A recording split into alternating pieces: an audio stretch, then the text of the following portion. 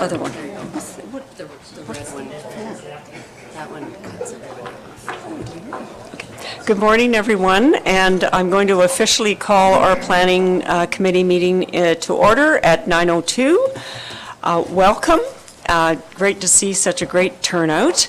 I think with planning applications, sometimes we have differing views on things, so I just would like to reiterate that this council runs respectfully, and we all have our opinions, and we're all entitled to our own opinions.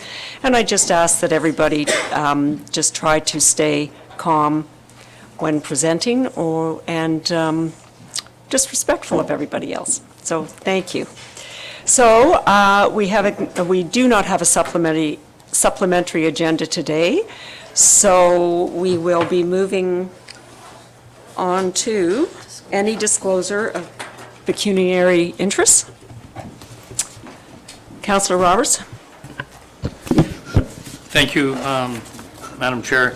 I will be excusing myself from 5.2 Bylaw 169-123 personal interests with the party.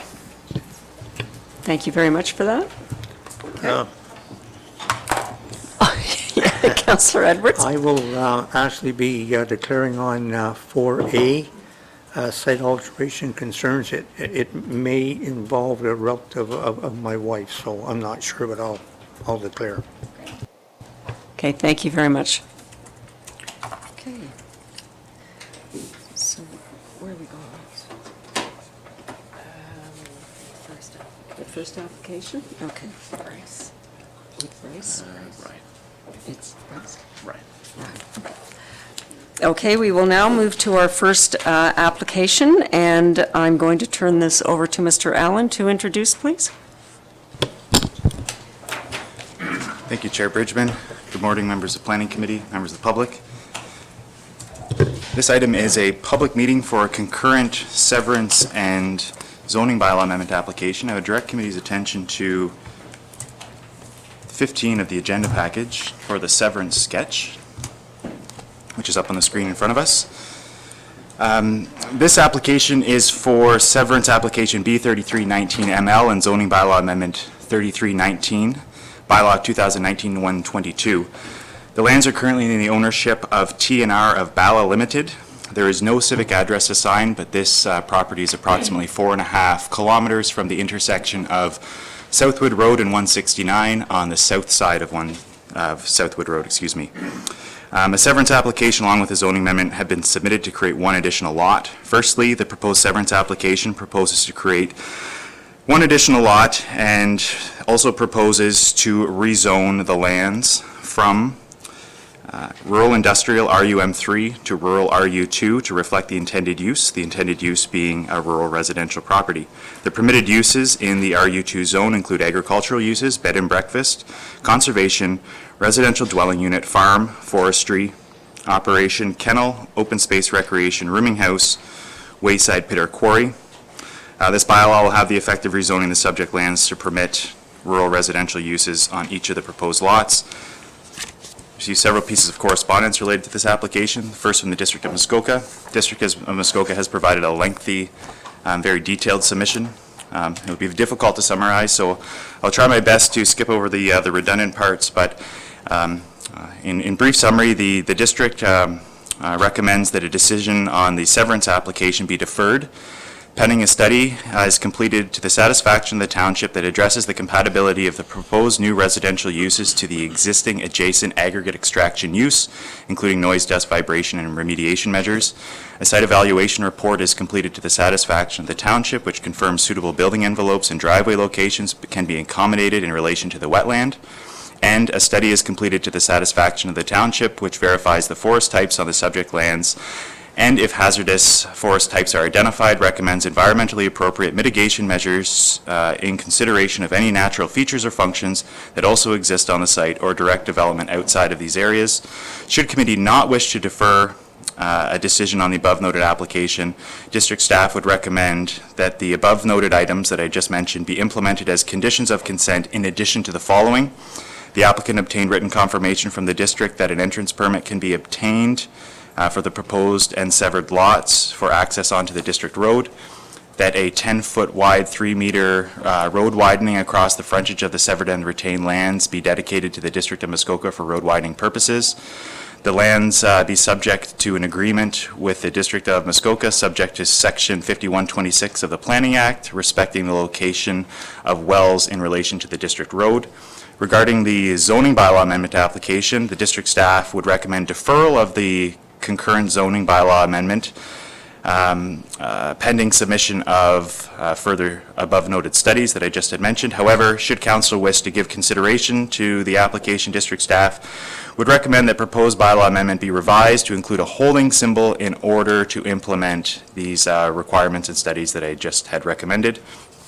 In particular, the district notes there's a section of their official plan that indicates the approval authority shall generally require a land use compatibility assessment where development is proposed within 300 meters of a pit, and additional mapping also shows that a portion of the subject lands contain potentially secondary significance aggregate resource.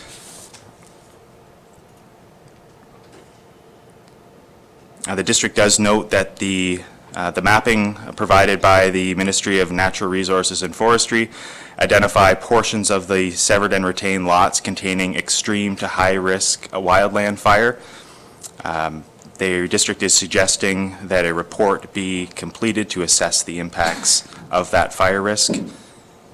The district also recognizes that the Natural Heritage Information Center has confirmed that the subject property may contain habitat for restricted, endangered, threatened species. Therefore, it's recommended that the applicant and the Ministry of Environment, Conservation and Climate Change be consulted to ensure that the proposed development will not have any negative impacts on the species or their habitat. We've received comments of no objection from the Township Development Services Department, Township Public Works Department, and the Township Emergency Services Department. We also have received comments from the Canadian National Railway, and they do not object to the severance. Staff would be happy to answer any questions you have. A detailed staff report, including photos of the property, has been attached to your agenda.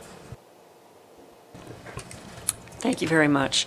Do we have someone here speaking on behalf of the applicant or the applicant themselves?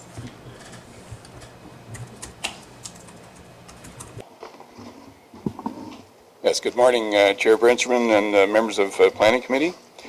Stephen Fauner, Northern Vision Planning Limited, 109 Meadow Heights Drive, Bracebridge, Ontario, P1L1A4. I'm here representing TNR of Bala, and it's Ed Smith of Ted Smith's Construction, and many of you may know Ed. He's here today listening in. First of all, I'd like to thank staff for their positive report. I do have a PowerPoint presentation to go through as usual. Oh, okay. And I will address district comments as well in this particular case. I can start into that now, actually. The lots are very large. We're talking about one lot being a 20-acre lot, the other being a 12-acre lot.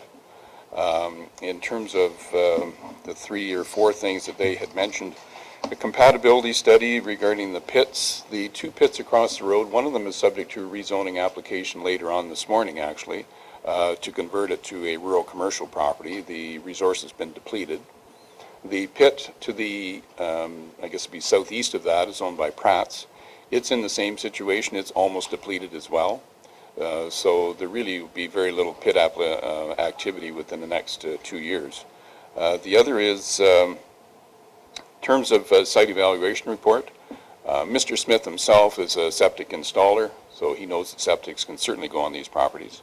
I have photographs that show that any building's going to happen between 100 to 200 feet back from the road, and there definitely are building sites as well as septic sites on both of these lots. So in my opinion, those 2 studies would be redundant and really not necessary. In terms of the wildfire study, I'm not aware and I'm not that conversant with it, but I do believe that you can deal with a lot of those things through site plan control, and that's what staff is recommending. And in terms of species at risk, I think everyone knows that you cannot destroy habitat anyways. That's a separate piece of legislation. A gravel pit is permitted on this property right now. It's owned RUM 3. I would think that that would have much greater impact than 2 dwellings. So anyways, I think we'll just skip through the planning framework and maybe we'll go to the site characteristics. So again, they're large lots. This is the location of the lot here on Southwood Road, southeast of Torrance.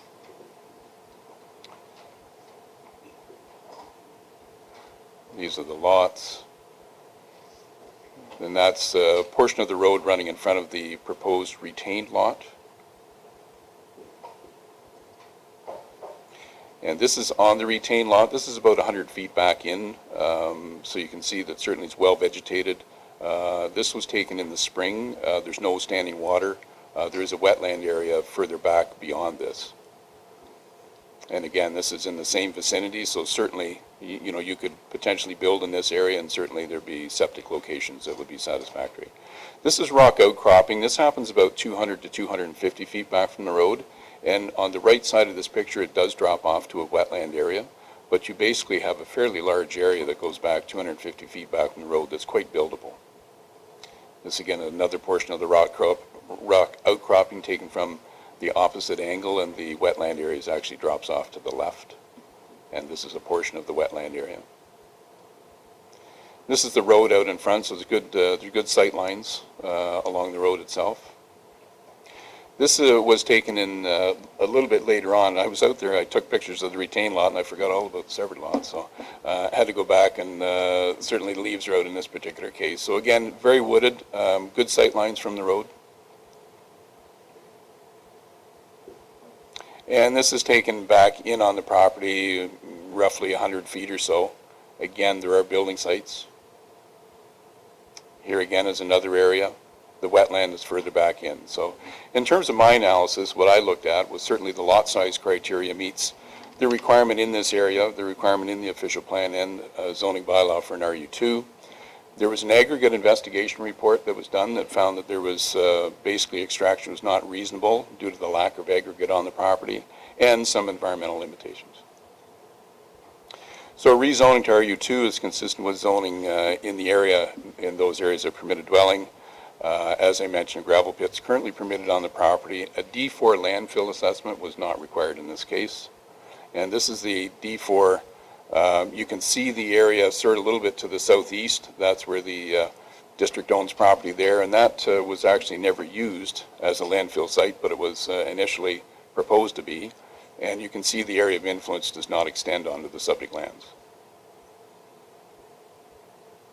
One thing to say too, there's very few vacant lots that are available, so this is an opportunity for a bit of affordable housing, and certainly my client has no objection to site plan control. In terms of the district comments, I think I've gone through them. Again, both pits are going to be depleted very soon, so in my opinion that is a non-issue. Site evaluation report, the properties are large, they can be built on, there's numerous building sites and septic locations. The wildland fire report, my understanding is that if you remove trees around your dwelling more so than you normally would, increase setback, that's one way of addressing that. And species at risk, that's a separate piece of legislation, and again, once again, it's a large property. A gravel pit's currently permitted under your zoning bylaw on this property, so I think 2 dwellings would have certainly a lesser impact. 1 dwelling is currently permitted on the property, actually. Also wanted to point out, these properties are not high-value lands. They're $40,000 to $50,000 value, and the cost of the reports, quite frankly, would be almost as much as the value of these properties. So I think that's something that has to be considered as well. And the district staff in their letter actually provided an alternative to the deferral. They actually did indicate that they'd be, if you wish to go ahead and approve it, they said, here's the conditions we'd like to see. So, of course, my client would like to see it approved instead of deferred. So in conclusion, I do feel that this is a reasonable application. We've certainly done what was asked of us initially anyways, through contact with the municipality, and we really feel that the impact on the neighboring properties is very minimal. So certainly we're going to request approval, and hopefully the Planning Committee agrees with that. And I'm here to answer any questions. Thank you. Thank you very much. Is there anyone who is in opposition to this application who'd like to speak? Please come forward, please.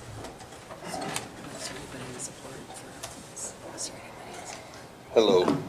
This is my first time in front of a committee meeting or anything That's like great. that. We need your name and address. Okay. And- My name is Tim LaRouche. Tim LaRouche, son of Joseph LaRouche, who lives at the residence beside the parcel of property in question. Again, like he said, there are two pieces of property that they're looking to get rezoned today, one on either side of the road and with the railway tracks involved. So we're here to find out some information about both of those, actually. So what I might say might have to do with what's coming up further. There's a big beaver pond on the property that's shared by both people who own the property that goes right through the beaver pond.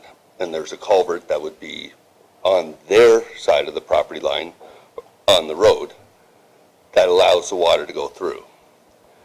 The water pond has been depleted. It's down to nothing. The culvert has been wide open. The beaver has been removed.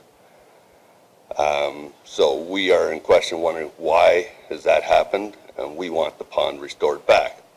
Now, where the water comes through onto the property, where he was saying that the wetlands is behind the property is not correct. The wetlands comes right out to the road as it comes through the property line. A few years ago, the township redid some excavating on that side and rerouted the water, which caused a flood to my dad's property. They've since corrected that, and we haven't had any problems since. Never had problems before. So my concerns is if they allow this to go to two lots, what they might be able to do to that wetlands that might redirect that water and create a flood for us, which is all part of the pond on the other side of the road as well. So we don't have any objections of them building lots and putting houses in there. It's just how the environment is, what environmental protection there is on the pond. And again, too, with the other application that's coming up later on the other side of the road, there is some issue there with environmental protection rights on that pond. So our concern is how do we protect ourselves in the future, or anybody who's going to buy these potential properties, and how it affects our property. I don't know, is there anything else you want to discuss at this time on that particular side here? No, not to my knowledge, not really. Okay. And there is the rock ridge that he was talking about, that rock ridge goes out into our property, and then the wetlands comes in around and is shared by both people. So we're concerned about how the impact could be Right. from other people possibly coming in. Okay. The gravel pit has been no issue to us till as of late, where the beaver has been removed, the culvert has been wide open, the pond is down 3 feet, and possibly that they've been able to Okay. take out more Right. fill because of that, because the water land, that probably would be flooded out if the beaver pond was restored back. Okay, I appreciate that. I think we have the gist of what you're saying. Okay. So thank you very much. Thank you. And our clerk has, There is a letter that he has written up. No. Yes, if we can, you can submit that? Or for the other portion. Oh, yeah, I think you can submit it, and we'll figure out which portion. So in terms of procedure, still a little new at this at times, I should have asked if there was anyone else in favor of this who would like to speak before I went to those in opposition. So is there anyone in favor? Anyone else in opposition? Okay. Who do I hand You it? can just hand it in up here, or actually to Ron. Thank you. So council, are there any questions? Yes? Would you like to come back up? Hoping to have an opportunity to respond to the concerns if I could. Certainly.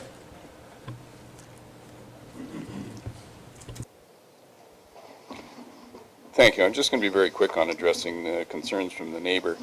In terms of the pond water level going down, the municipality did open up the culvert under the road.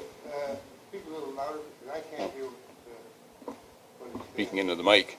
Anyways, in terms of the water level in the pond, the municipality, the township actually drew that down and cleared out the culvert because actually when the water is up in that part of Southwood Road, it's very close to flooding at that particular point. So I know that the township has a great interest in the water level there, so that was removed by the municipality. In terms of building on those properties in the wetland area, the wetland's zoned EP1, so you certainly can't build in it. It will be subject to site plan control, and I've indicated that my staff or my client has no objection to that. So I think that, we'll find that, there's not going to be building in the wetland, there's not going to be an impact on that wetland. Again, to me, there'd be a much greater impact if, in fact, the permitted use of a gravel pit was allowed to carry on in that property, which is currently permitted right now, as well as currently one dwelling is permitted on the property. We're only talking about one additional one. Thank you. Thank you. Council or committee, any questions? Councillor Jaglowitz? Thank you. I'm just concerned about the district's letter. We just received it. We've all just heard it, and none of us have read it. I haven't heard a staff report dealing with those issues. So I would suggest we defer this to give staff an opportunity to respond to the district's concerns. Councillor Nishikawa? Thank you. What I picked out from the district's concerns that sort of flagged me the most was the fire issue, and that we've never heard this before at an application in the past. And it also leads me to think that every property owner has that issue in a rural setting. Anything down Southwood has got issues as far as fire then. And so I'm not quite sure what we're asking our staff to find out answers for, because I think,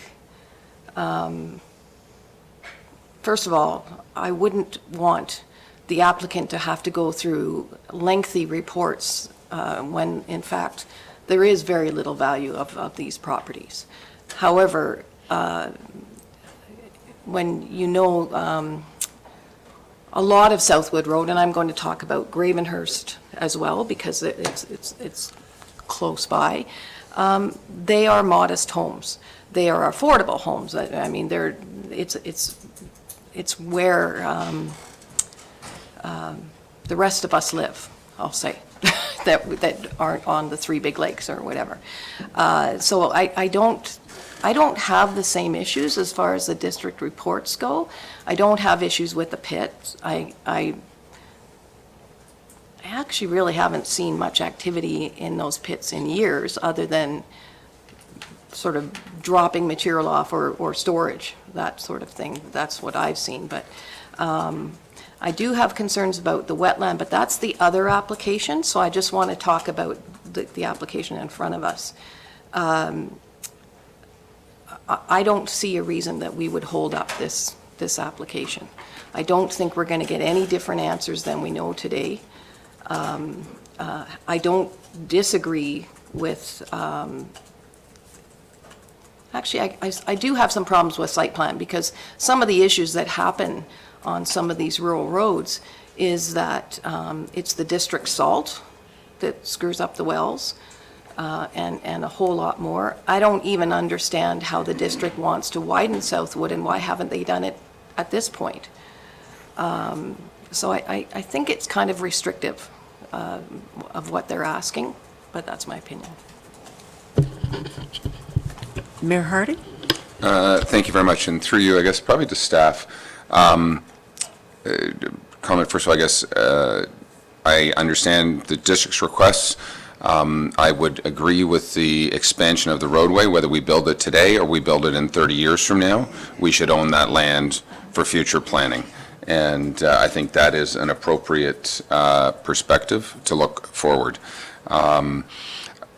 I don't believe there's the wetland issue on this side. I'll let staff answer that if it is a concern. Are you, I guess, from a staff perspective, are you okay with this, with the district's second provision of a hold zone to provide some of the additional information for this to move forward? Or would our staff prefer more of a deferral on this? On a 30,000-foot view, I don't really have an issue. I do agree that building a home versus having an extraction pit is probably better. Want to make sure that we maintain as much of wetlands as we can, obviously not fill them. We do remove, to those in opposition, beaver dams, because when that water does flood and takes out the roads, we do have to remove beaver dams on a regular basis. So that's a whole separate public works thing, and I'm not sure if Mr. Becking, our director, is here, can comment whether we did that. I'm assuming it's district staff that did that, as a matter of fact. But maybe, Mr. Allen, if you want to comment from the, or Mr. Pink, on the district's perspective of a hold zone and requirement of some of the district's concerns going forward. Sure, through you. Good question. I think if you were to take the most conservative approach, deferral of the application to address the district's comments would be the most prudent direction. However, I believe there are certain aspects of the proposal, in light of no detailed proposal in front of us, to consider a number of matters at the site plan approval stage. For example, setback from the wetlands, impacts to species, issues about the fire rating. The one point that sticks out to me, though, is the district has raised a concern about compatibility with the neighboring pits. From a planning perspective, we might be putting the cart before the horse, where we're issuing approval of the severance and the rezoning to find that there are compatibility issues. Now the township has issued some type of approvals, and there are issues which can create challenges. I think the one thing that's helpful from my perspective, the township reached out to the MNRF, who is the authority for gravel pits. I spoke to their regional gravel inspector, or pit inspector. They didn't complete a detailed review of this application, but they didn't raise any red flags, so to speak. They also said that it's becoming increasingly common across the township where rural development is proposed in proximity to existing pits, or where there are lands with potential to become used as pits, that through an agreement on title of the lands, it's flagged for any future owners that there are pits that operate in the area, and that issues related to dust, noise, vibration, traffic are potential issues that you may encounter. That may have been an approach that the MNR is taking to provide some flexibility to allow some development in proximity to pits while not sterilizing all of the opportunities around, and just to purely protect the pit itself. Thank you, and I appreciate that. I would agree from a compatibility question. I guess what I've heard the applicant suggest is that if these other pits are eventually fully extracted and no longer pits, then the compatibility issue, so it may not be 6 months from now, but it might be 5 or 6 years from now. Do we wait and then rezone the property or not, or does the hold zone go in? And I like actually the MNRF's perspective that says, you bought a place beside a pit, so buyer beware.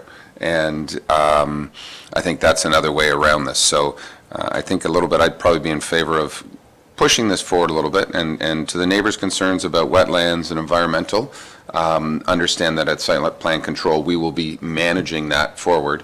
And I think with a hold zone, I think gets us to a finish line to ensure district's concerns are all met as we move forward. Councillor Edwards. Thank you very much. I agree with the mayor. I can see going forward with this, with the holding zone. The wildfire regulation is something new, but I believe it's a 30-foot all around the building is fine, but they can check that out. So I can support this at that. Councillor Roberts. Thank you, Madam Chair. I, too, support the holding zone to address the the issues raised by the district. It's unfortunate that we didn't get it from them sooner, so we could actually have read it and understood it. Further to